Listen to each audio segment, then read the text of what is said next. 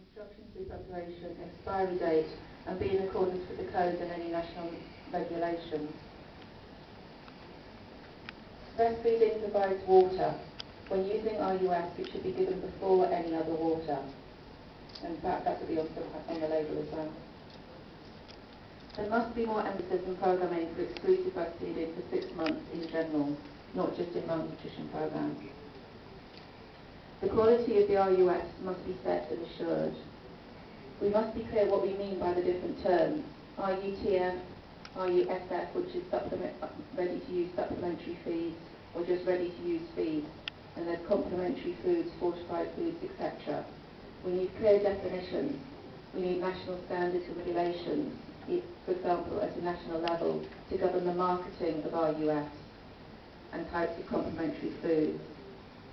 We need more evidence about their use and long-term effects and outcomes before people start using the MSF evidence and start making their own RUFs as preventative measures in moderate malnutrition, or just generally for all children under 5 months.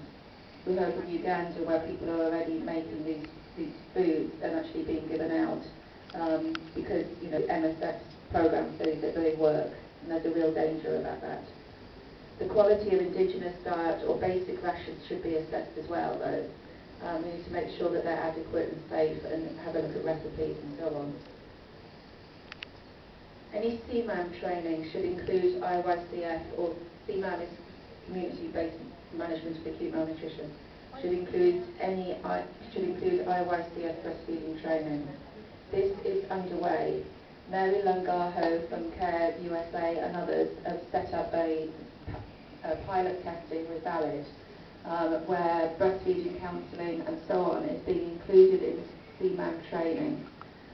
Once this is rolled out, then we say that this ought to be included in all training for all aid workers and community workers when they're actually dealing with acute malnutrition in the community. Complementary feeding in emergencies is really a neglected area. The ISE core group wants to do a module 3 on complementary feeding specifically in emergencies. We've been talking about this for years. Carol's work is feeding into this, but we need an agency, technical agency support to do that. Perhaps MSF would help us. But we need to make sure that we're aware that RUFs, when needed, aren't the only way to fulfill the complementary component of the diet. There are other options out there.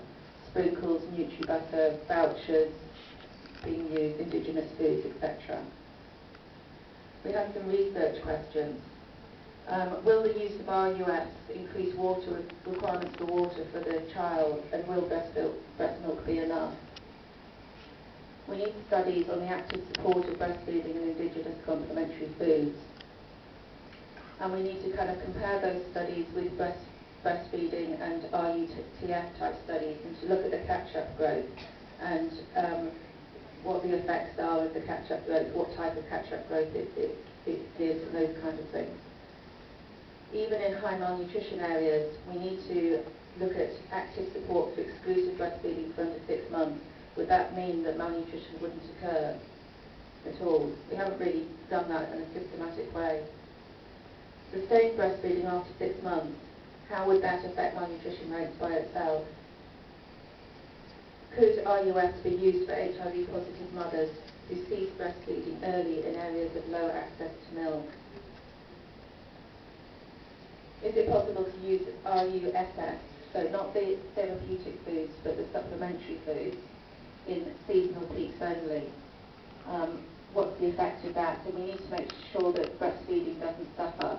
So we need to actually measure breastfeeding effects during these types of studies.